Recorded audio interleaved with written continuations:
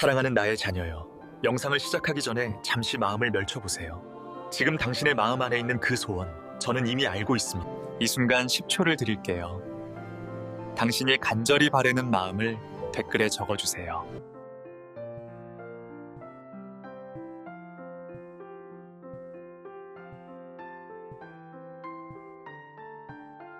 저는 당신의 모든 기도 제목을 보고 함께 기도하고 있습니다. 이제 오늘 당신에게 주어진 말씀을 함께 들어볼까요? 사랑하는 성도님들, 오늘 여러분께 한 권사님의 이야기를 들려드리고 싶습니다.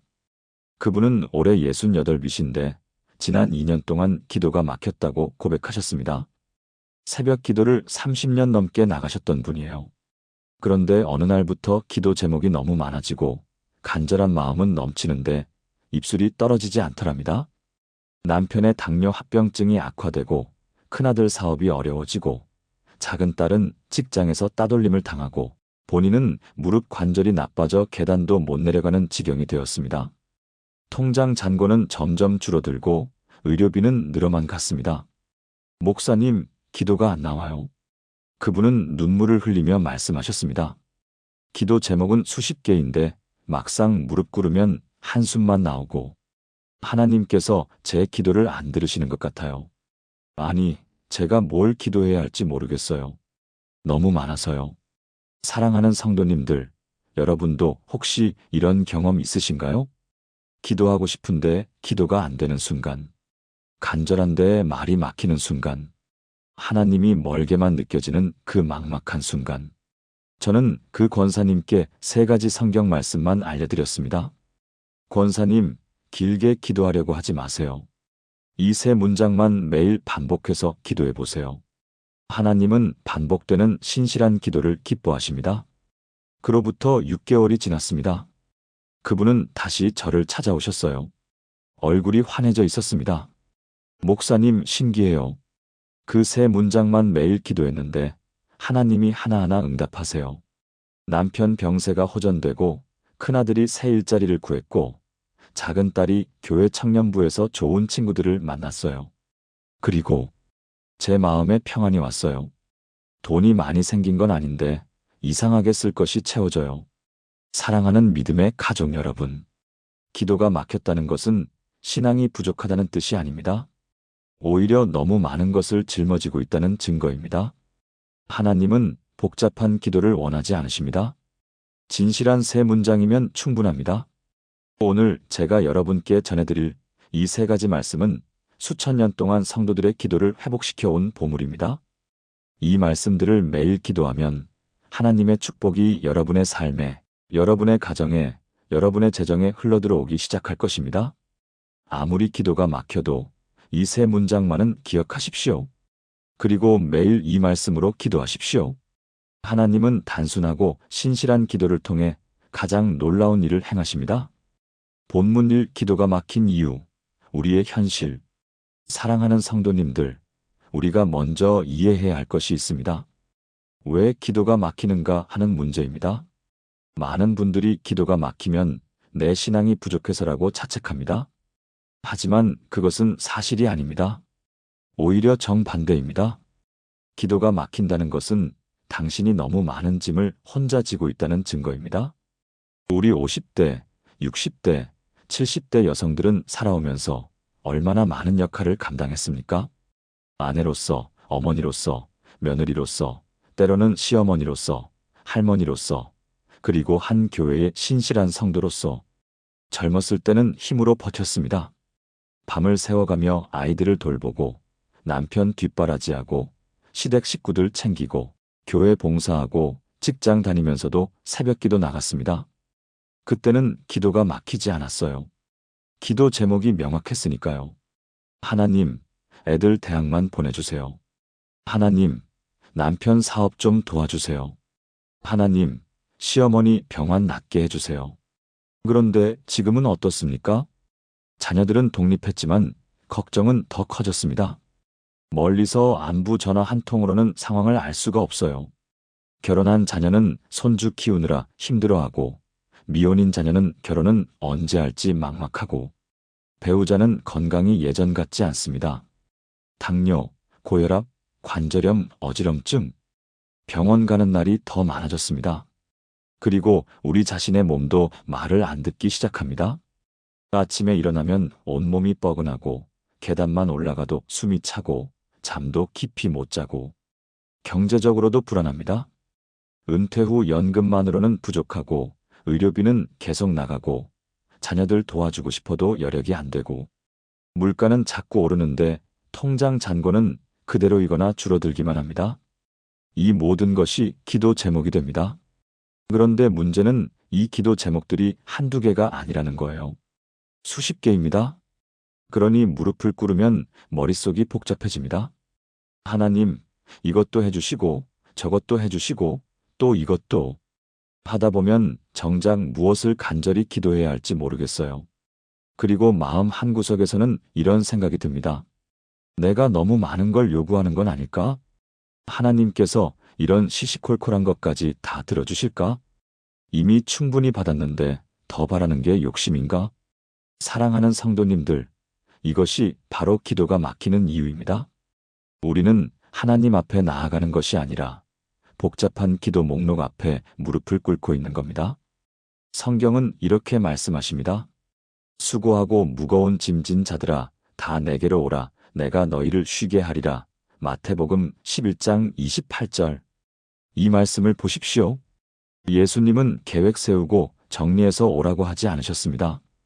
수고하고 무거운 짐진 자들아, 그냥 다 내게로 오라고 하셨습니다. 이 말씀이 기록된 배경을 보면 더 깊은 의미가 드러납니다. 당시 유대인들은 율법의 무거운 짐에 짓눌려 있었습니다. 바리새인들과 서기관들은 무려 613개의 율법 조항을 만들어 백성들에게 강요했어요. 안식일에 할 수 있는 일, 할 수 없는 일을 세세하게 규정했습니다. 이만큼 걸으면 되고, 이것은 들면 안 되고, 저것은 만지면 안 되고. 사람들은 지쳐 있었습니다. 하나님을 섬기는 것이 기쁨이 아니라 짐이 되어버렸어요. 바로 그때 예수님이 이 말씀을 하신 겁니다. 너희가 지고 있는 그 무거운 짐 다 내려놓고 내게로 오라. 사랑하는 성도님들, 우리의 기도도 그렇게 되어버린 건 아닐까요? 하나님 앞에 나아가는 것이 기쁨이 아니라 짐이 되어버린 건 아닐까요? 수십 개의 기도 제목을 다 외워야 하고 빠뜨리면 안 되고 순서대로 해야 하고 그러다 보니 기도가 짐이 되어버린 겁니다. 한 집사님이 이런 고백을 하셨어요. 집사님은 62세인데 20년 동안 새벽 기도를 한 번도 빠지지 않으신 분이었습니다. 그런데 어느 날부터 새벽 기도 나가는 것이 두려워지기 시작했답니다. 왜냐하면 기도 제목을 수첩에 빼곡히 적어 놓았는데 기도 시간에 그걸 다 읽으려면 30분이 넘게 걸렸거든요. 하나님, 첫째 아들 사업, 둘째 딸 직장, 남편 건강, 시누이 가정, 조카 입시, 친정어머니 요양병원. 읽다가 보면 어느새 기도가 아니라 보고서를 낭독하는 것 같았대요. 그러다가 어느 날 너무 피곤해서 새벽 기도에 못 나갔어요. 처음으로 빠진 거였습니다. 그런데 이상한 일이 벌어졌습니다. 죄책감이 들 줄 알았는데 오히려 마음이 편해지는 거예요. 아, 오늘은 그 긴 목록을 읽지 않아도 되는구나. 그 순간 집사님은 깨달았답니다. 자신의 기도가 언제부터인가 하나님과의 대화가 아니라 의무가 되어버렸다는 것을요. 사랑하는 성도님들, 여러분의 기도는 어떠십니까? 하나님 앞에 나아가는 것이 기쁨입니까? 짐입니까? 우리는 하나님께 복잡한 보고를 드리려는 게 아닙니다. 그저 아버지 품에 안기려는 겁니다. 아이가 아버지에게 무엇을 요구할 때 논리정연하게 프레젠테이션을 준비해 옵니까? 아니에요. 그냥 달려가서 아빠 라고 부르며 안기잖아요. 하나님은 우리에게 그런 기도를 원하십니다. 복잡한 목록이 아니라 진실한 한 문장을요. 수십 개의 요구가 아니라 간절한 한 가지 고백을요. 그래서 오늘 제가 여러분께 전해드리고 싶은 것이 바로 이것입니다. 기도가 막혔다면 단순하게 돌아가십시오. 세 가지 말씀만 매일 반복해서 기도하십시오. 하나님은 그 단순하고 신실한 기도를 통해 여러분의 모든 필요를 채워주실 것입니다. 한 권사님의 이야기를 더 들려드리겠습니다. 그분은 올해 70이 되셨는데 남편을 5년 전에 먼저 보내셨습니다. 자녀 둘은 다 외국에 나가 있고 혼자 작은 아파트에서 사세요. 경제적으로 여유롭지는 않지만 그럭저럭 살만했습니다. 그런데 작년에 무릎 수술을 하게 되었어요. 수술비가 꽤 들었습니다. 그리고 재활 치료를 받아야 하는데 그것도 비용이 만만치 않았어요. 통장 잔고를 보니 점점 줄어들고 있었습니다. 그분은 불안했습니다. 이러다가 자식들한테 손 벌려야 하는 건 아닐까? 요양병원 갈 돈도 없으면 어쩌지? 기도를 하려고 해도 불안한 마음만 커졌어요. 하나님, 돈 좀 생기게 해주세요라고 기도하는 것도 왠지 속물 같고 그렇다고 참고만 있자니 막막하고 저는 그 권사님께 한 가지 말씀만 알려드렸습니다.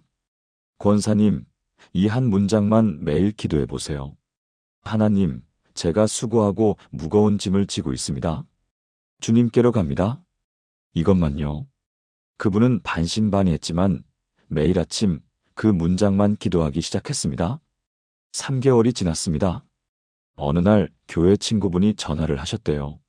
권사님, 우리 집에서 같이 살지 않을래요? 나도 혼자 사는데 둘이서 같이 살면 생활비도 절약되고 좋을 것 같아서요. 권사님은 깜짝 놀라셨습니다. 그 친구분도 경제적으로 넉넉한 분은 아니었거든요. 하지만 둘이 힘을 합치면 혼자 사는 것보다 훨씬 나을 것 같았어요. 지금 두 분은 함께 살면서 서로 돕고 있습니다. 생활비는 반으로 줄었고 무엇보다 외롭지 않습니다. 함께 새벽 기도도 나가고 함께 밥도 해먹고 아플 때 서로 돌봐줄 사람이 생긴 거예요. 권사님은 이렇게 고백하셨습니다. 목사님, 하나님은 제가 생각한 방식으로 응답하지 않으셨어요. 저는 돈이 생기길 기도했는데 하나님은 친구를 보내주셨어요. 그런데 돌이켜보니 이게 훨씬 큰 축복이에요. 돈보다 더 소중한 동행을 주신 거예요.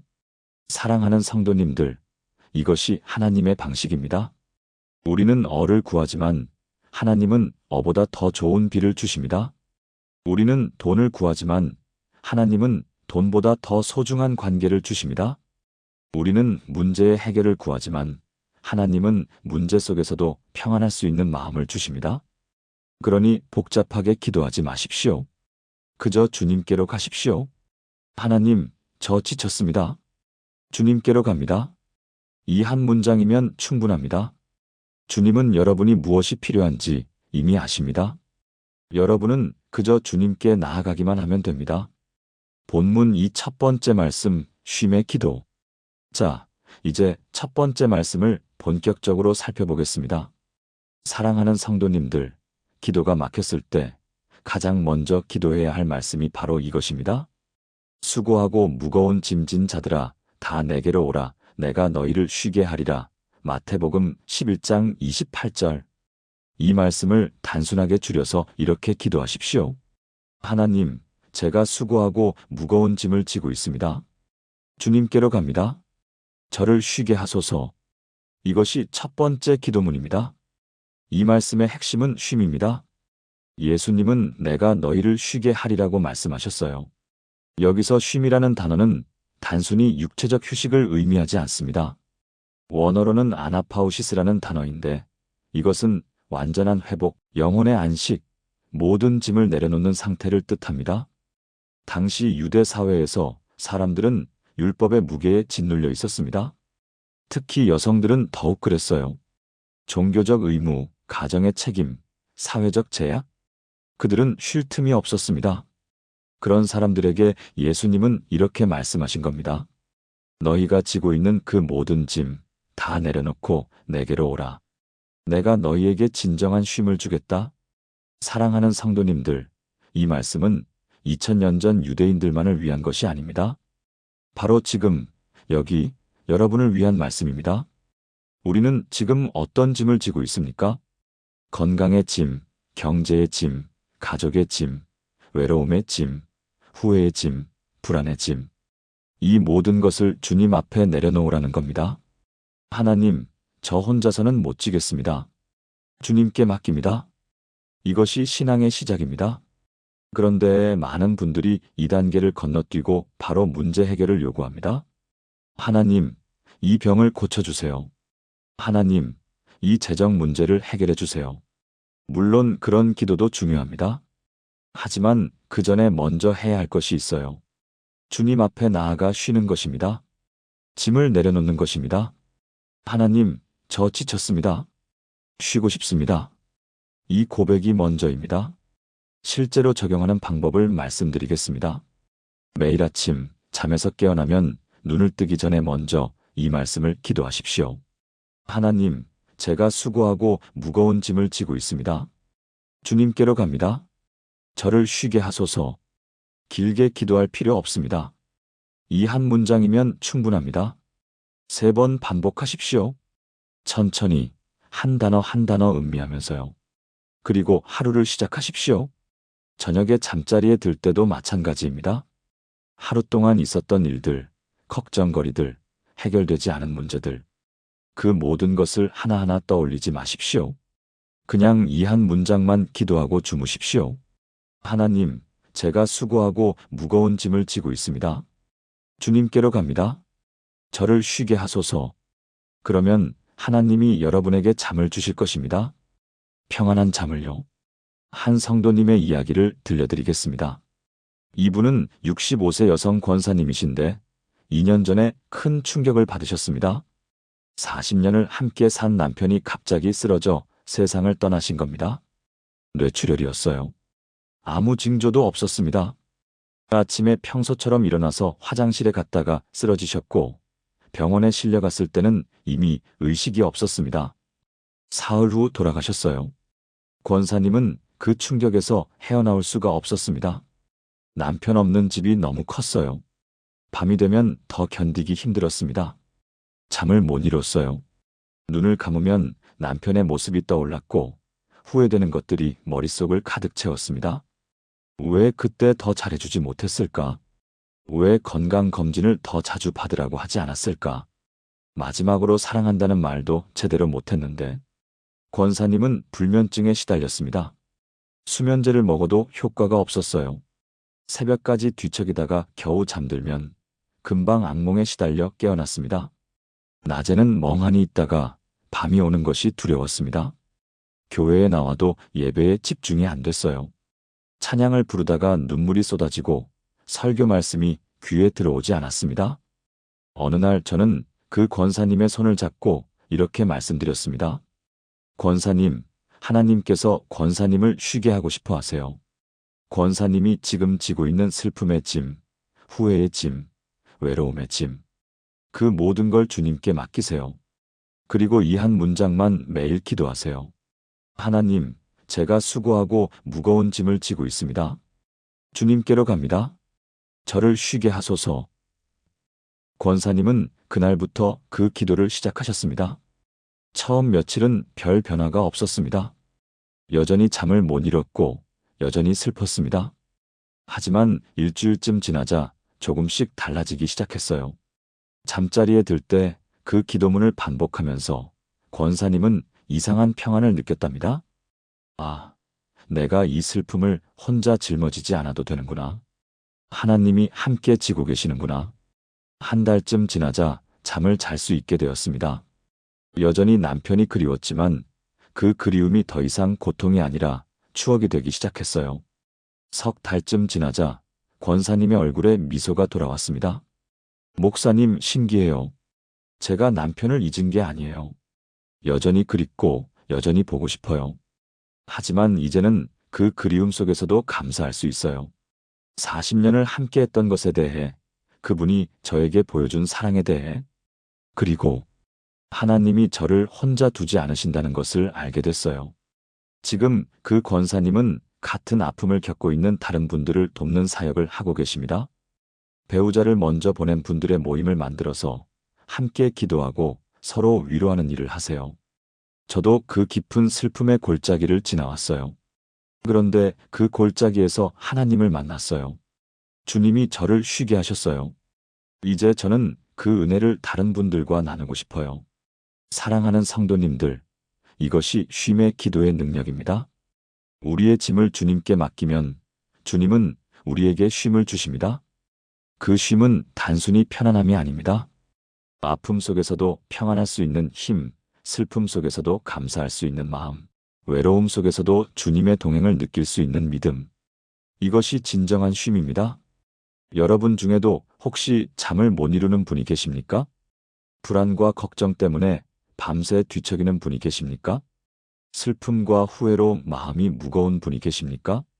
오늘부터 이 기도를 시작하십시오. 하나님, 제가 수고하고 무거운 짐을 지고 있습니다. 주님께로 갑니다. 저를 쉬게 하소서. 길게 기도하려고 하지 마십시오. 이 한 문장이면 충분합니다. 하나님은 이 단순한 기도를 통해 여러분에게 깊은 쉼을 주실 것입니다. 그리고 그 쉼 속에서 여러분은 하나님의 사랑을 다시 경험하게 될 것입니다. 본문 3. 사랑하는 믿음의 가족 여러분, 이제 두 번째 말씀으로 나아가겠습니다. 기도가 막혔을 때 우리가 기억해야 할 두 번째 말씀은 바로 이것입니다. 너희가 내 이름으로 무엇을 구하든지 내가 행하리니 이는 아들로 말미암아 아버지께서 영광을 받으시게 하려 함이라. 내 이름으로 무엇을 구하든지 내가 행하리라. 요한복음 14장 13-14절. 이 말씀을 단순하게 줄이면 이렇습니다. 하나님, 예수님의 이름으로 기도합니다. 주님의 이름에 능력이 있습니다. 이것이 두 번째 기도문입니다. 사랑하는 성도님들, 예수님의 이름으로 기도한다는 것이 무슨 의미일까요? 많은 분들이 기도 끝에 습관적으로 예수님의 이름으로 기도합니다. 아멘이라고 말합니다. 하지만 정작 그 의미를 깊이 생각해 보신 적은 없으실 겁니다. 예수님의 이름으로 기도한다는 것은 단순히 기도의 끝맺은 말이 아닙니다. 이것은 놀라운 권세와 권위를 의미합니다. 요한복음 14장은 예수님께서 제자들과 마지막 식사를 하시는 장면입니다. 예수님은 곧 십자가에 달려 돌아가실 것을 아시고 제자들에게 마지막 당부를 하고 계셨어요. 제자들은 두려웠습니다. 선생님이 떠나시면 우리는 어떻게 하나요? 우리는 약하고 부족한데 어떻게 주님의 일을 계속할 수 있나요? 바로 그때 예수님이 이 말씀을 하신 겁니다. 너희가 내 이름으로 무엇을 구하든지 내가 행하리라. 이것은 예수님께서 제자들에게 주신 특별한 권한이었습니다. 내 이름으로 기도하면 마치 예수님 자신이 직접 기도하는 것과 같은 권세를 갖는다는 뜻이에요. 당시 유대 문화에서 이름은 단순한 호칭이 아니었습니다. 그 이름은 그 사람의 권위, 성품, 능력 전체를 대표했어요. 왕의 이름으로 명령하면 왕의 권위가 함께하고 아버지의 이름으로 말하면 아버지의 권한이 함께했습니다.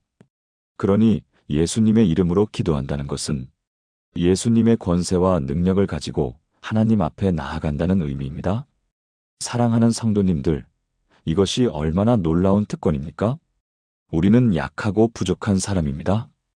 우리의 이름으로는 아무것도 할 수 없어요.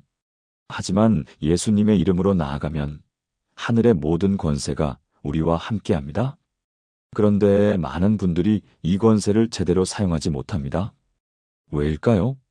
자신이 너무 부족하다고 생각하기 때문입니다. 나 같은 사람이 예수님의 이름을 함부로 사용해도 되나? 내가 기도할 자격이 있나? 내 신앙이 이렇게 약한데 예수님의 이름이 힘이 있을까? 사랑하는 성도님들, 이것은 완전히 잘못된 생각입니다. 예수님의 이름의 능력은 우리의 능력과 전혀 상관이 없습니다. 우리가 강해서 예수님의 이름이 강한 게 아니에요. 예수님 자체가 강하신 분이기 때문에 그 이름에 능력이 있는 겁니다. 실제로 이것을 어떻게 적용할까요? 매일 기도할 때 구체적인 요청을 하기 전에 먼저 이 선포를 하십시오. 하나님, 저는 예수님의 이름으로 나아갑니다. 주님의 이름에 능력이 있습니다. 이것은 단순한 말이 아닙니다. 이것은 영적 선포입니다. 우리가 예수님의 이름을 부를 때 하늘과 땅의 모든 권세가 움직입니다. 한 집사님의 간증을 들려드리겠습니다. 이분은 58세 여성이신데 작은 식당을 운영하고 계셨어요. 코로나 팬데믹 때 장사가 너무 안 됐습니다. 손님이 뚝 끊겼고 월세는 계속 나가고 식자재 값은 오르고 빚이 쌓여갔습니다. 집사님은 매일 울면서 기도했어요. 하나님, 장사 좀 잘 되게 해주세요. 이대로는 가게 문을 닫아야 해요. 하지만 상황은 나아지지 않았습니다. 오히려 더 악화됐어요. 어느 날 집사님은 너무 지쳐서 기도할 힘도 없었습니다. 그냥 무릎만 꿇고 앉아 있었어요. 그때 한 구절이 머릿속에 떠올랐습니다. 너희가 내 이름으로 무엇을 구하든지 내가 행하리라. 집사님은 그 순간 깨달았답니다. 아, 내가 지금까지 내 이름으로 기도하고 있었구나. 내 능력으로, 내 힘으로 해결하려고 했구나. 그날부터 집사님은 기도를 바꾸셨어요. 하나님, 저는 더 이상 제 힘으로 할 수 없습니다.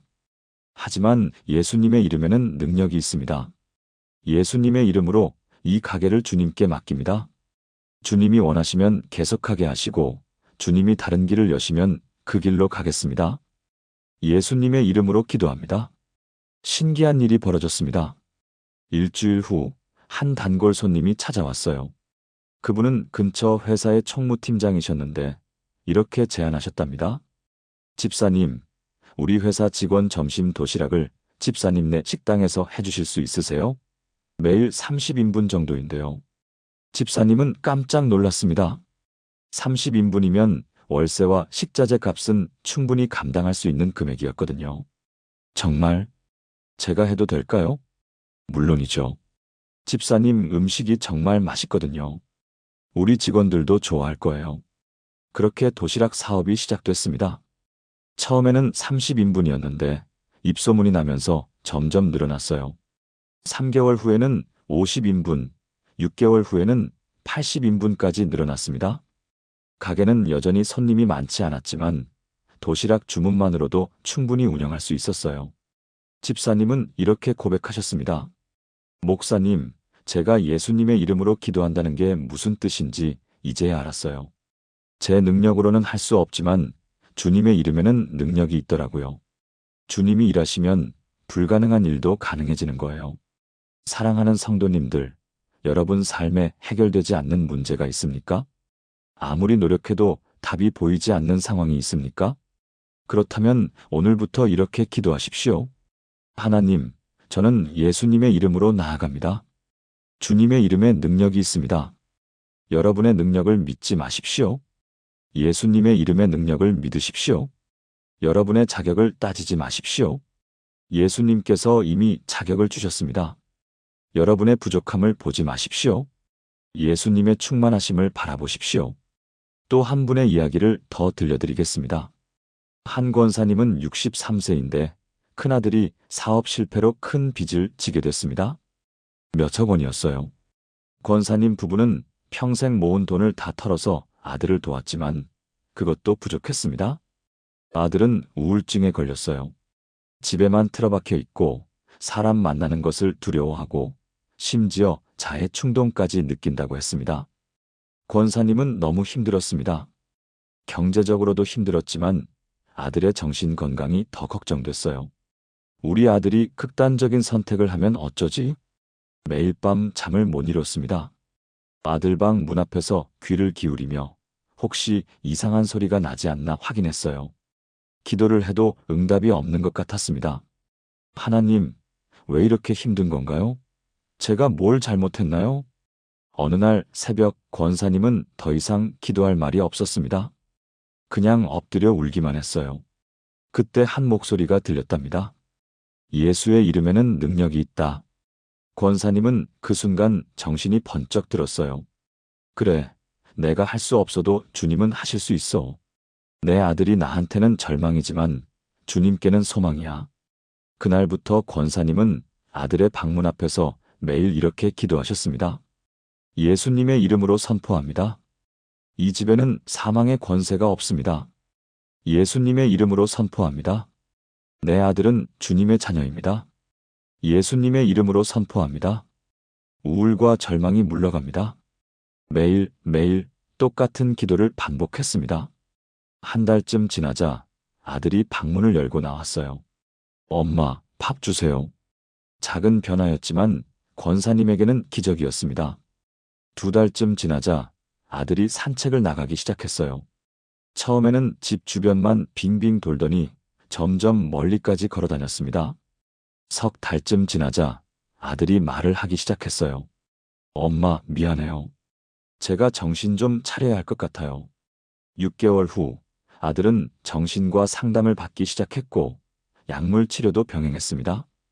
1년 후 아들은 작은 일자리를 구했어요. 월급이 많지는 않았지만 자기 힘으로 벌어서 생활하기 시작했습니다. 지금은 2년이 지났습니다. 아들은 여전히 빚을 갚아가고 있지만 포기하지 않고 열심히 살고 있어요. 그리고 최근에는 교회에도 나오기 시작했습니다. 권사님은 이렇게 고백하셨습니다. 목사님, 예수님의 이름이 정말 능력이 있더라고요. 제가 할 수 있는 건 아무것도 없었어요. 돈도 없고, 지혜도 없고, 방법도 없었어요. 그런데 예수님의 이름을 부르니까 주님이 일하시더라고요. 제 아들이 살아난 건 오직 예수님의 이름 때문이에요. 사랑하는 성도님들, 이것이 예수님 이름의 능력입니다. 우리가 할 수 없는 일도 예수님은 하실 수 있습니다. 우리가 포기한 상황에서도 예수님은 새로운 길을 여십니다. 우리가 절망할 때 예수님의 이름은 희망입니다. 그러니 오늘부터 이 기도를 시작하십시오. 하나님, 저는 예수님의 이름으로 나아갑니다. 주님의 이름에 능력이 있습니다. 여러분의 자녀 문제, 예수님의 이름으로 맡기십시오. 여러분의 건강 문제, 예수님의 이름으로 맡기십시오. 여러분의 경제 문제, 예수님의 이름으로 맡기십시오. 예수님의 이름에는 능력이 있습니다. 그 이름 앞에서 불가능은 없습니다. 본문 43번째 말씀, 공급하시는 하나님. 사랑하는 성도님들, 이제 세 번째이자 마지막 핵심 말씀을 나누겠습니다. 기도가 막혔을 때, 특히 물질적 필요와 재정 문제로 막막할 때 기억해야 할 말씀입니다. 나의 하나님이 그리스도 예수 안에서 영광 가운데 그 풍성한 대로 너희 모든 쓸 것을 채우시리라. 빌립보서 4장 19절. 이 말씀을 단순하게 줄이면 이렇습니다. 하나님, 주님은 제 모든 필요를 아십니다. 주님의 풍성함으로 채워주소서. 이것이 세 번째 기도문입니다. 사랑하는 성도님들, 우리 나이대 사람들이 가장 불안해하는 것이 무엇일까요? 아마도 재정 문제일 겁니다. 은퇴 후 연금만으로 살아가기 벅차고 의료비는 계속 나가고 물가는 오르고 자녀들 도와줄 여력은 없고 통장 잔고를 볼 때마다 한숨이 나옵니다. 그런데 이런 이야기를 하는 것조차 부끄럽게 느껴져요. 신앙인이 돈 걱정을 하면 안 되는 거 아닌가? 하나님께 돈 달라고 기도하는 게 속물 같지 않나? 하지만 사랑하는 성도님들, 하나님은 우리의 물질적 필요를 아십니다. 그리고 그것을 부끄럽게 여기지 않으십니다. 빌립보서 4장은 사도 바울이 빌립보 교회에 보낸 감사의 편지입니다. 빌립보 교회는 가난한 교회였어요. 그런데 그들은 바울의 선교 사역을 물질로 후원했습니다. 자신들도 넉넉하지 않은데 말이에요. 바울은 그들에게 감사하면서 이 말씀을 했습니다. 나의 하나님이 그리스도 예수 안에서 영광 가운데 그 풍성한 대로 너희 모든 쓸 것을 채우시리라. 이것은 단순한 격려의 말이 아닙니다. 이것은 약속입니다. 하나님의 확실한 약속이에요. 여기서 모든 쓸 것이라는 표현을 주목하십시오. 헬라어 원문으로는 판크레이안인데 이것은 모든 필요, 완전한 필요를 의미합니다. 음식, 옷, 집, 의료비, 생활비, 우리가 살아가는 데 필요한 모든 것을 포함합니다. 그리고 채우시리라는 단어도 중요해요. 원문으로는 플레로오인데 이것은 가득 채우다, 넘치게 하다는 뜻입니다. 그냥 조금 주시는 게 아니라 충분히 넉넉하게 채워주신다는 거예요.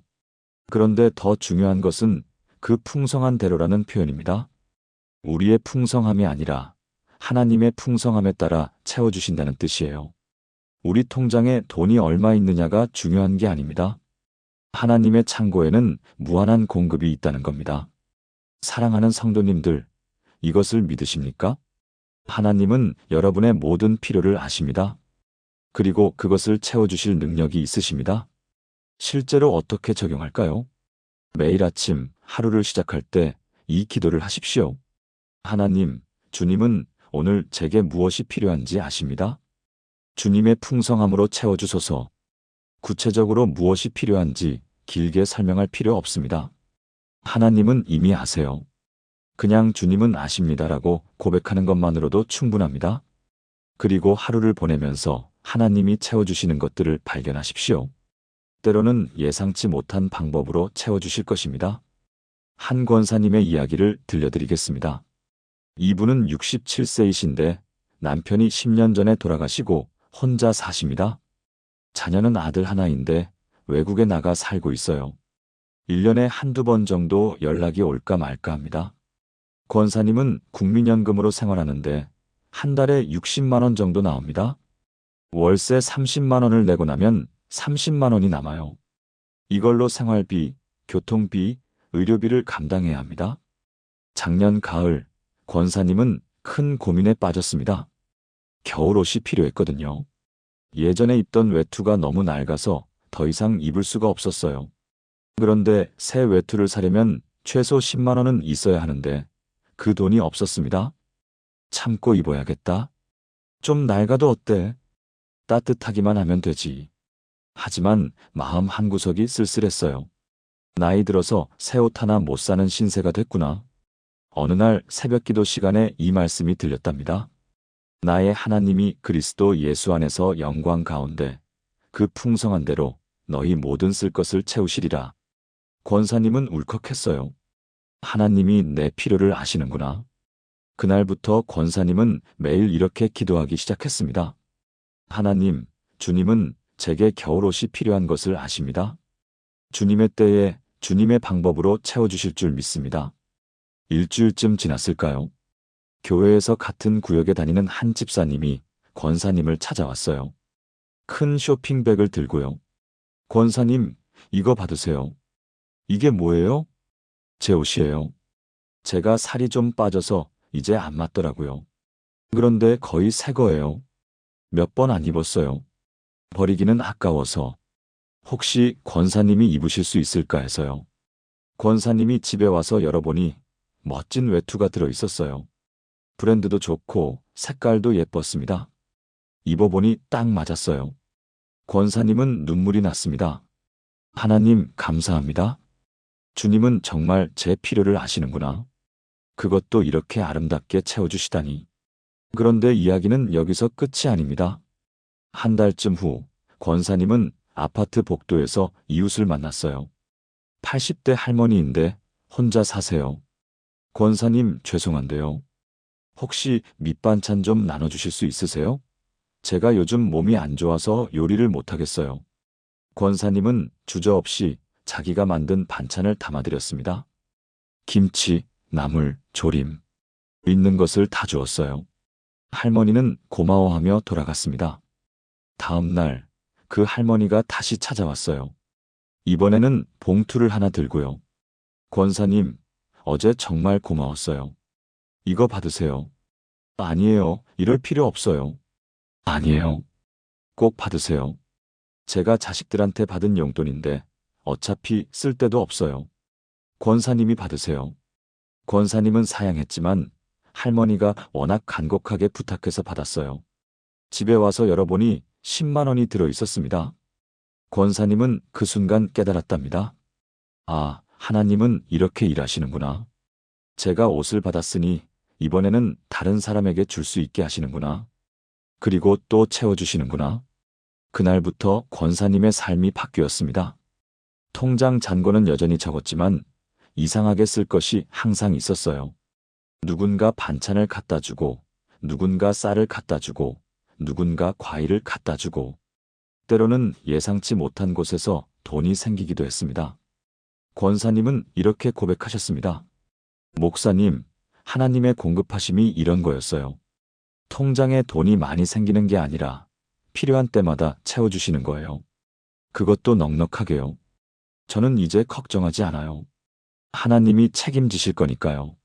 사랑하는 성도님들, 이것이 하나님의 공급하심입니다. 하나님은 우리의 통장 잔고를 늘려주시는 게 아닙니다. 대신 우리의 필요를 정확하게, 때맞춰, 넉넉하게 채워주십니다. 때로는 돈으로, 때로는 물건으로, 때로는 사람으로, 때로는 기회로. 하나님의 방법은 다양합니다. 또 한 분의 이야기를 더 들려드리겠습니다.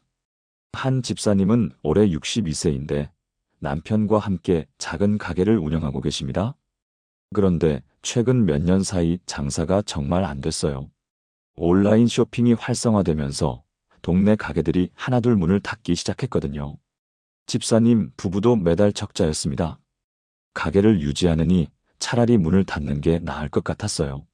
하지만 나이가 있으니 다른 일자리를 구하기도 어렵고 막막했습니다. 어느 날 새벽 집사님은 이렇게 기도했어요. 하나님, 저희가 이 가게를 계속해야 할까요? 아니면 문을 닫아야 할까요? 저희는 모르겠습니다. 주님이 인도해 주세요. 그리고 주님의 풍성함으로 저희 필요를 채워주세요. 그날 이후 집사님은 결과를 주님께 맡기기로 했습니다. 하나님이 가게를 계속하게 하시면 하고 문을 닫게 하시면 닫자. 그게 모든 하나님의 뜻이야. 한 달쯤 지났을 때 신기한 일이 벌어졌습니다. 근처에 새로운 아파트 단지가 들어서기 시작한 거예요. 그리고 그 공사 인부들이 집사님 가게에 들르기 시작했습니다. 여기 김밥 맛있네요. 내일도 올게요. 이모, 여기 컵라면 있어요? 아, 있네. 고마워요. 처음에는 하루에 서너 명이었는데 입소문이 나면서 점점 늘어났어요. 공사 인부가 많을 때는 100명이 넘었거든요. 매출이 확 올라갔습니다. 적자를 벗어나 흑자로 돌아섰어요. 그런데 집사님은 여기서 멈추지 않았습니다. 하나님이 이렇게 채워주셨으니 우리도 나눠야지. 집사님 부부는 매주 수요일마다 노숙자들에게 김밥을 무료로 나눠주기 시작했어요. 처음에는 10인분, 그 다음에는 20인분. 지금은 매주 30인분씩 만들어서 나눠줍니다. 돈이 많이 들지 않아요? 장사하는데 지장 없어요? 제가 물으니 집사님은 웃으며 대답했습니다. 목사님, 이상한 게요. 나눠주면 줄수록 더 채워지더라고요. 30인분 나눠주면 그 다음 주에는 50인분이 팔려요. 하나님이 더 채워주시는 거예요. 사랑하는 성도님들, 이것이 하나님의 경제입니다. 세상의 경제는 빼면 줄어든다는 원리로 작동합니다. 하지만 하나님의 경제는 나누면 더 채워진다는 원리로 작동합니다. 하나님은 우리를 부자로 만들려는 게 아닙니다. 하나님은 우리를 통로로 만들려고 하십니다. 하나님의 축복이 우리를 통해 다른 사람에게 흘러가게 하시는 거예요. 그러니 오늘부터 이 기도를 시작하십시오. 하나님, 주님은 제 모든 필요를 아십니다. 주님의 풍성함으로 채워주소서. 그리고 하나님이 채워주시는 것을 경험하십시오. 때로는 돈으로, 때로는 사람으로, 때로는 기회로. 하나님은 반드시 채워주실 것입니다. 그리고 여러분도 채워진 만큼 나누십시오. 그러면 하나님은 더 큰 것으로 채워주실 것입니다. 본문 5세 말씀의 실천 방법. 사랑하는 성도님들, 지금까지 3가지 핵심 말씀을 나눴습니다. 첫째, 하나님, 제가 수고하고 무거운 짐을 지고 있습니다. 주님께로 갑니다. 저를 쉬게 하소서. 둘째, 하나님, 저는 예수님의 이름으로 나아갑니다. 주님의 이름에 능력이 있습니다. 셋째, 하나님, 주님은 제 모든 필요를 아십니다. 주님의 풍성함으로 채워주소서. 이 3문장이 전부입니다.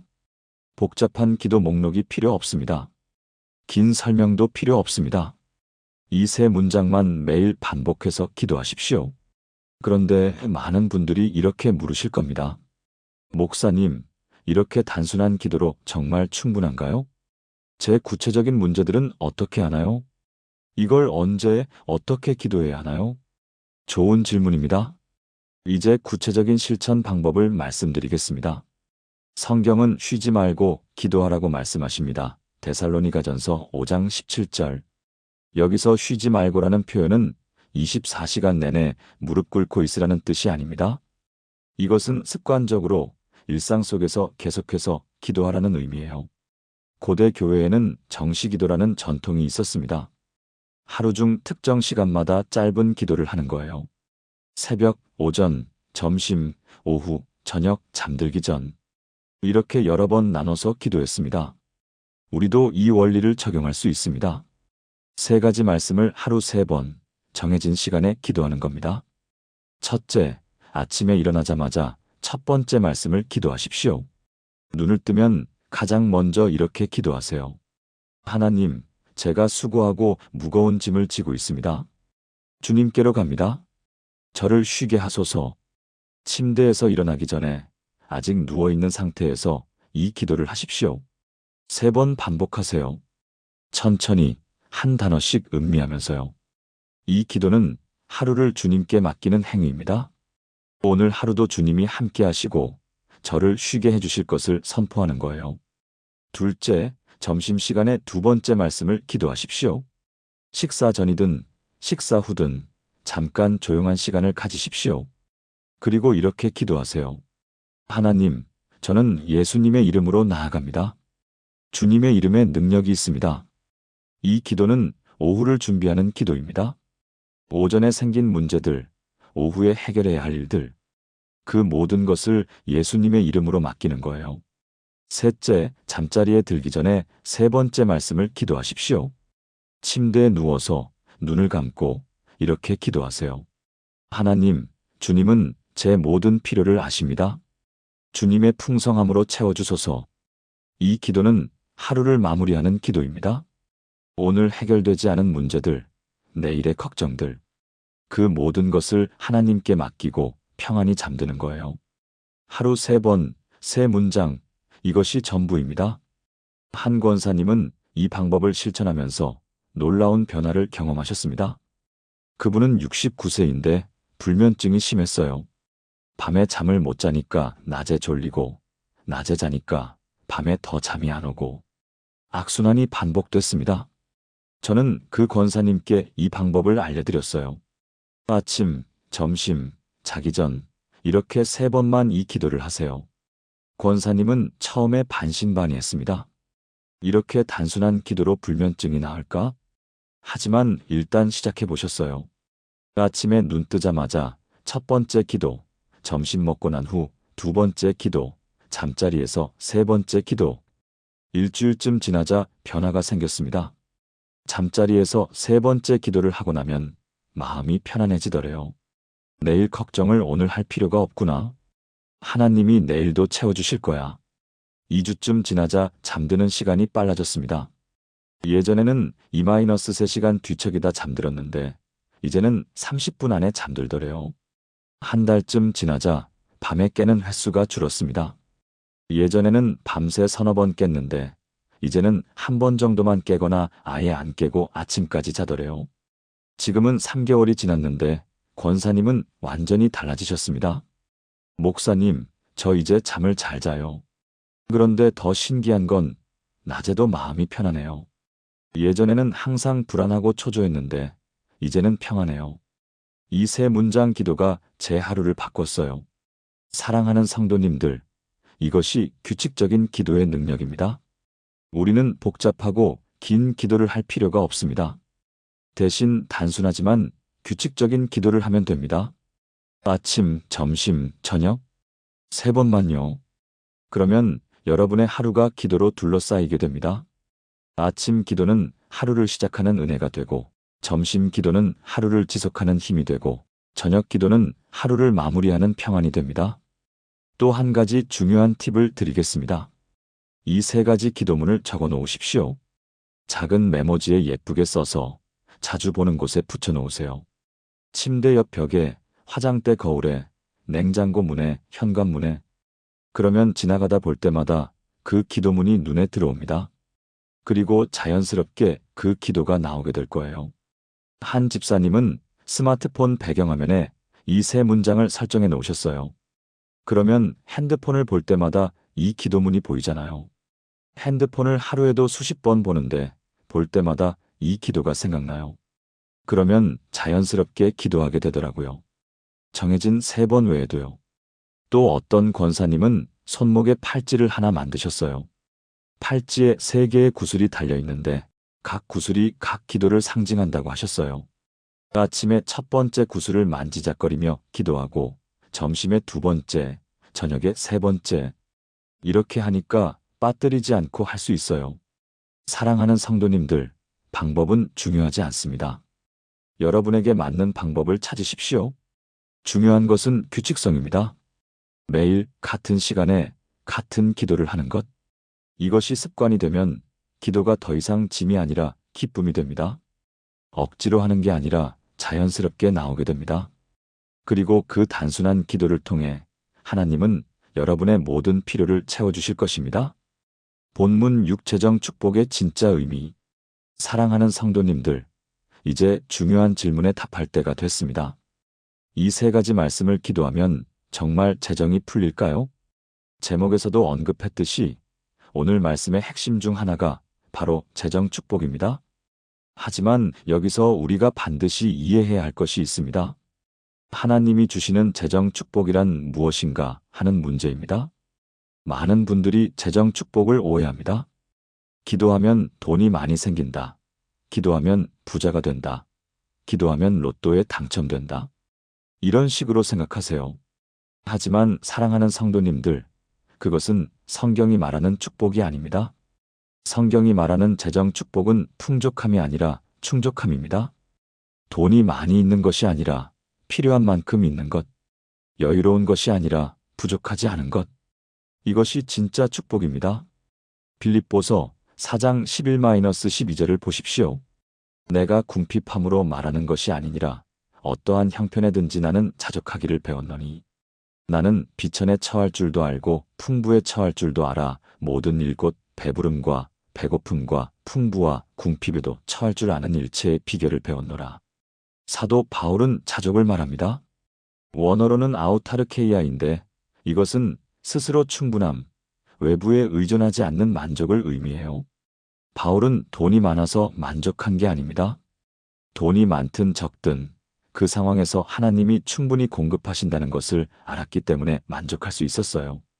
사랑하는 성도님들, 이것이 재정 축복의 비밀입니다. 통장 잔고가 늘어나는 게 축복이 아니에요. 하나님이 필요한 때마다 채워주신다는 확신을 갖는 것, 그것이 진짜 축복입니다. 실제로 적용해 봅시다. 재정 문제로 고민이 있으십니까? 의료비가 걱정되십니까? 생활비가 부족하십니까?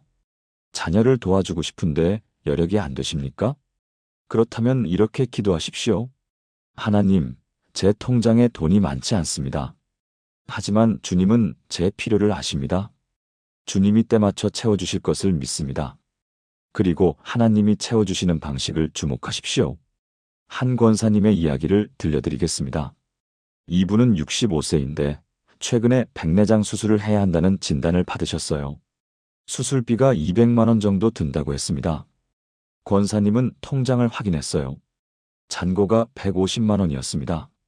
어떡하지? 50만 원이 부족한데? 권사님은 자녀들에게 손을 벌릴까도 생각했지만 자녀들도 형편이 넉넉하지 않다는 걸 알고 있었어요. 며칠 동안 고민하다가 권사님은 이 세 가지 말씀으로 기도하기 시작했습니다. 특히 세 번째 말씀에 집중했어요. 하나님, 주님은 제게 수술비가 필요한 것을 아십니다. 주님의 풍성함으로 채워주소서. 일주일쯤 지났을 때 교회 사무실에서 연락이 왔습니다. 권사님, 구제비 신청하셨잖아요. 심사 결과 50만 원 지원이 결정됐어요. 권사님은 깜짝 놀랐습니다. 구제비 신청을 한 적이 있긴 했는데 몇 달 전 일이었거든요. 그땐 다른 용도로 신청했던 건데 지금 딱 필요한 금액이 나온 겁니다. 하나님, 정말 아시는구나. 정확히 50만 원이 필요했는데 권사님은 수술을 무사히 받으셨어요. 그리고 지금은 시력도 회복되어 건강하게 지내십니다. 목사님, 하나님은 제가 필요한 걸 정확히 아시더라고요. 200만 원 전부를 주신 게 아니라 부족한 50만 원만 주셨어요. 제가 가진 150만 원을 써보라고 하신 거예요. 그리고 부족한 만큼만 채워주신 거죠. 사랑하는 성도님들, 이것이 하나님의 공급 방식입니다. 하나님은 우리를 게으르게 만들지 않으십니다. 우리가 할 수 있는 만큼은 우리가 하게 하시고 우리가 할 수 없는 부분을 채워주십니다. 이것이 진짜 재정 축복입니다. 또 한 분의 이야기를 들려드리겠습니다. 한 집사님은 61세인데 남편과 함께 월세집에 살고 계세요. 평생 모은 돈으로 작은 전셋집이라도 얻고 싶었는데 부동산 가격이 너무 올라서 엄두가 안 났어요. 이대로 평생 월세만 내다가 죽는 건가 하는 생각에 마음이 무거웠습니다. 집사님은 이 세 가지 말씀으로 기도하기 시작했어요. 하나님, 제게 집이 필요합니다. 주님의 풍성함으로 채워주소서. 6개월쯤 지났을 때 집사님 남편이 직장에서 퇴직금을 받게 됐습니다. 예상보다 많았어요. 여보, 이 돈으로 전세 알아볼까? 부부는 부동산을 알아보기 시작했습니다. 그런데 가격이 너무 비쌌어요. 퇴직금으로는 턱없이 부족했습니다. 실망하고 있을 때 한 부동산 중개사가 제안을 했어요. 집사님, 여기 한 집이 있는데요. 집주인이 급하게 세입자를 구하고 있어요. 전세가를 좀 낮춰줄 수도 있다고 하는데 한번 보실래요? 가보니 괜찮은 집이었어요. 넓지는 않지만 깨끗하고 위치도 좋았습니다. 얼마예요? 보증금 8천만 원인데 7,500까지 낮춰줄 수 있대요.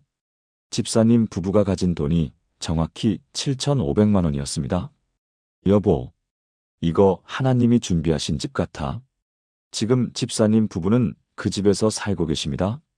월세 걱정 없이 편안하게요. 목사님, 저는 큰 집을 얻은 게 아니에요. 하지만 제게 딱 맞는 집을 얻었어요. 이게 축복이더라고요. 하나님은 제게 필요한 만큼만 주셨어요. 더 크지도 더 작지도 않게요. 사랑하는 성도님들, 이것이 하나님의 축복입니다. 하나님은 우리를 부자로 만들려는 게 아니에요. 하나님은 우리를 만족하게 하려고 하십니다. 필요한 것이 있을 때 채워주시고 걱정할 필요가 없게 하시고 감사하며 살 수 있게 하십니다. 그러니 오늘부터 재정 문제로 불안해하지 마십시오. 통장에 돈이 얼마 있나 보다 하나님이 나와 함께 하시나를 보십시오. 내가 가진 것이 얼마나 부족한가 보다 하나님이 채워주실 것을 믿으십시오. 그리고 세 번째 말씀으로 매일 기도하십시오. 하나님, 주님은 제 모든 필요를 아십니다. 주님의 풍성함으로 채워주소서. 하나님은 반드시 채워주실 것입니다. 때맞춰 정확하게 넉넉하게 본문 7 매일 기도하는 삶으로. 사랑하는 믿음의 가족 여러분, 이제 마지막 포인트입니다. 지금까지 우리는 세 가지 핵심 말씀을 배웠습니다. 그리고 그것을 어떻게 실천할지, 재정 축복의 진짜 의미가 무엇인지도 나눴습니다. 이제 남은 것은 단 하나입니다. 실제로 시작하는 것. 매일 꾸준히 이 기도를 드리는 것. 사랑하는 성도님들, 기도는 일회성 이벤트가 아닙니다. 기도는 습관입니다. 생활입니다. 삶의 방식입니다. 성경은 이렇게 말씀하십니다. 항상 기뻐하라 쉬지 말고 기도하라 범사에 감사하라. 이것이 그리스도 예수 안에서 너희를 향하신 하나님의 뜻이니라. 데살로니가전서 5장 16-18절. 쉬지 말고 기도하라는 말씀을 보십시오. 이것은 24시간 내내 기도만 하라는 뜻이 아닙니다. 이것은 기도하는 삶을 살라는 뜻이에요. 일하면서도 쉬면서도 밥 먹으면서도 걸어가면서도 항상 하나님과 연결되어 있는 삶. 이것이 쉬지 말고 기도하는 삶입니다. 고대 교회의 사막교부들은 이것을 마음의 기도라고 불렀습니다. 입술로만 기도하는 게 아니라 마음이 항상 하나님을 향하고 있는 상태. 호흡하듯 기도하는 것. 우리도 그렇게 할 수 있습니다. 세 가지 말씀을 마음에 새기면 그것이 우리의 호흡이 됩니다. 힘들 때마다 하나님, 주님께로 갑니다. 문제에 부딪힐 때마다 예수님의 이름에 능력이 있습니다. 필요가 생길 때마다 주님이 채워주실 것입니다. 이렇게 자연스럽게 나오게 되는 거예요. 실제로 어떻게 매일 기도하는 삶을 살 수 있을까요? 몇 가지 실천 방법을 제안드리겠습니다. 첫째, 기도 파트너를 만드십시오. 혼자 하는 것보다 함께 하는 것이 훨씬 쉽습니다. 교회의 같은 구역 권사님이나 집사님과 함께 이 기도를 시작하십시오. 매일 정해진 시간에 서로에게 문자를 보내는 거예요. 오늘도 세 가지 말씀으로 기도했어요.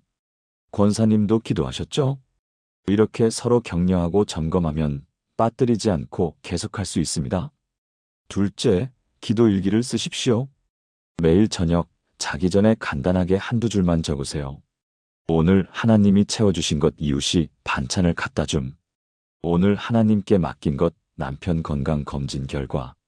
이렇게 적다 보면 하나님이 얼마나 세심하게 우리를 돌보시는지 보이게 됩니다. 셋째, 감사를 잊지 마십시오. 기도는 구하는 것만이 아닙니다. 감사하는 것도 기도예요. 세 가지 말씀으로 기도한 후 오늘 하나님이 해주신 일을 하나씩 떠올리며 감사하십시오. 주님, 오늘 햇살이 따뜻했습니다. 감사합니다. 주님, 오늘 친구와 통화했습니다. 감사합니다. 주님, 오늘도 무사히 하루를 마칩니다. 감사합니다. 작은 것에 감사하는 습관이 생기면 삶 전체가 감사로 채워집니다. 한 권사님의 마지막 간증을 들려드리겠습니다. 이분은 72세이신데 3년 전에 큰 교통사고를 당하셨어요. 다리가 부러지고 갈비뼈가 여러 개 부러지고 머리도 다쳤습니다. 의사는 다시 걷기 어려울 수도 있다고 했어요. 권사님은 절망했습니다. 이제 평생 누워서만 살아야 하나? 자식들한테 짐이 되는 건가? 병원 침대에 누워서 울기만 했어요. 그때 한 목사님이 병문안을 오셨습니다. 그리고 이 세 가지 말씀을 알려주셨어요. 권사님, 이 기도만 하세요. 매일 아침, 점심, 저녁으로요. 권사님은 처음에 회의적이었습니다. 이렇게 단순한 기도로 뭐가 달라질까? 하지만 할 수 있는 게 그것밖에 없었어요. 누워서 할 수 있는 건 기도뿐이었으니까요. 그날부터 권사님은 매일 3번씩 이 기도를 드렸습니다. 하나님, 제가 수고하고 무거운 짐을 지고 있습니다. 주님께로 갑니다. 저를 쉬게 하소서. 하나님, 저는 예수님의 이름으로 나아갑니다. 주님의 이름에 능력이 있습니다. 하나님, 주님은 제 모든 필요를 아십니다. 주님의 풍성함으로 채워주소서. 처음 한 달은 아무 변화가 없었습니다. 여전히 누워 있어야 했고 여전히 아팠습니다. 하지만 권사님의 마음이 조금씩 바뀌기 시작했어요. 내가 할 수 없어도 하나님은 하실 수 있어. 2달째 의사가 깜짝 놀랐습니다. 권사님, 뼈가 예상보다 빨리 붙고 있어요. 이 나이에 이 정도면 정말 빠른 거예요. 3달째 권사님은 휠체어에 앉을 수 있게 됐습니다. 4달째 보조기를 이용해 몇 걸음 걸을 수 있게 됐습니다. 6달째 지팡이를 짚고 혼자 걸을 수 있게 됐습니다. 1년 후 권사님은 지팡이 없이도 걸을 수 있게 됐어요. 천천히 조심스럽게지만요. 지금은 3년이 지났습니다. 권사님은 매주 교회에 나오십니다. 걸어서요. 목사님, 제가 지금 걷는 게 기적이에요. 의사들도 놀랐어요. 이 나이에 이렇게 회복되는 건 드물다고요. 저는 알아요. 이게 제 힘이 아니라는 걸요. 매일 드린 그 3문장 기도, 하나님이 들으셨어요. 하지만 권사님의 간증은 여기서 끝이 아닙니다. 목사님, 더 큰 축복은 따로 있어요. 제가 다시 걷게 된 것도 감사하지만 그것보다 더 큰 건 기도하는 법을 배운 거예요. 예전에는 기도가 의무였어요. 해야 하는 것. 하지만 이제는 기도가 기쁨이에요. 하고 싶은 것. 아침에 눈 뜨면 가장 먼저 이 기도가 나와요. 하나님, 주님께로 갑니다. 하루 종일 마음이 편안해요. 주님이 함께 하시니까 이게 진짜 축복이에요. 사랑하는 성도님들, 이것이 매일 기도하는 삶의 능력입니다. 기도가 습관이 되면 삶이 바뀝니다. 마음이 바뀌고 생각이 바뀌고 행동이 바뀝니다. 그리고 결국 상황도 바뀝니다. 우리가 바뀌면 하나님이 일하실 공간이 생기거든요. 그러니 오늘부터 시작하십시오. 매일 3번, 3문장. 이것이 전부입니다. 복잡하게 생각하지 마십시오. 완벽하게 하려고 하지도 마십시오. 그냥 시작하십시오. 아침에 일어나자마자 하나님, 주님께로 갑니다. 점심때 예수님의 이름에 능력이 있습니다. 자기 전에 주님이 채워주실 것입니다. 이것만 하십시오. 하루도 빠뜨리지 말고 매일 하십시오. 일주일 후 여러분은 변화를 느끼기 시작할 것입니다. 한 달 후 여러분의 삶이 달라져 있을 것입니다. 3달 후 여러분은 이 기도 없이는 살 수 없게 될 것입니다. 1년 후 여러분은 다른 사람에게 이 기도를 전하고 있을 것입니다. 이 3가지 말씀으로 기도해 보세요. 하나님이 일하십니다. 마무리. 사랑하는 성도님들, 오늘 우리는 기도가 막혔을 때 드려야 할 3가지 말씀을 배웠습니다. 첫째, 쉼의 기도. 하나님, 제가 수고하고 무거운 짐을 지고 있습니다. 주님께로 갑니다. 저를 쉬게 하소서. 이 기도는 우리의 모든 짐을 주님께 맡기는 기도입니다. 혼자 감당하려 하지 말고 주님께 나아가는 것. 그러면 주님이 우리에게 진정한 쉼을 주십니다. 육체의 쉼뿐 아니라 마음의 쉼, 영혼의 평안을 주십니다. 둘째, 이름의 기도. 하나님, 저는 예수님의 이름으로 나아갑니다. 주님의 이름에 능력이 있습니다. 이 기도는 우리에게 하늘의 권세를 가져다 줍니다. 우리는 약하고 부족하지만 예수님의 이름으로 나아가면 모든 것이 가능합니다. 예수님의 이름 앞에서 불가능은 없습니다. 그 이름에는 치유의 능력, 회복의 능력, 변화의 능력이 있습니다. 셋째, 공급의 기도. 하나님, 주님은 제 모든 필요를 아십니다. 주님의 풍성함으로 채워주소서. 이 기도는 우리의 모든 필요를 하나님께 맡기는 기도입니다. 건강의 필요, 경제의 필요, 관계의 필요, 위로의 필요. 우리가 무엇이 필요한지 하나님은 이미 아십니다. 그리고 그것을 때맞춰 정확하게, 넉넉하게 채워주십니다. 이 3가지 기도를 매일 드리십시오. 아침, 점심, 저녁, 하루 3번만요. 길게 할 필요 없습니다. 각 문장을 3번씩 반복하면 됩니다. 여러분이 이 기도를 시작하면 하나님이 일하시기 시작할 것입니다. 막혔던 기도가 뚫리고 답답했던 마음이 시원해지고 불안했던 생각이 평안해질 것입니다. 그리고 하나님의 축복이 여러분의 삶에 흘러들어오기 시작할 것입니다. 재정의 축복, 건강의 축복, 관계의 축복, 마음의 평안. 하나님은 여러분이 필요한 모든 것을 채워주실 것입니다. 사랑하는 성도님들, 오늘 이 말씀이 여러분에게 꼭 필요했던 이유가 무엇인가요? 지금 여러분이 안고 있는 가장 무거운 짐은 무엇인가요? 그것을 댓글로 남겨주세요. 저도 함께 기도하겠습니다. 그리고 여러분도 서로를 위해 기도해주세요. 우리는 혼자가 아닙니다. 함께 기도하는 믿음의 공동체입니다. 이 영상이 도움이 되셨다면 주변에 힘들어하는 분들께 나눠주세요. 특히 기도가 막혀서 힘들어하는 분들께요. 이 3가지 말씀이 그분들에게도 큰 위로가 될 것입니다. 그리고 오늘부터 이 기도를 시작하신다면 한 달 후에 다시 댓글로 간증을 남겨주세요. 하나님이 어떻게 일하셨는지, 무엇이 달라졌는지 나눠주세요. 그것이 다른 분들에게 큰 격려가 될 것입니다. 사랑하는 믿음의 가족 여러분, 하나님은 여러분을 잊지 않으셨습니다. 지금 이 순간도 여러분을 지켜보고 계십니다. 여러분의 눈물을 보시고 여러분의 한숨을 들으시고 여러분의 필요를 아십니다. 그리고 반드시 채워주실 것입니다. 주님의 평안이 여러분의 가정에 임하길 축복합니다. 주님의 은혜가 여러분의 삶에 넘치길 축복합니다.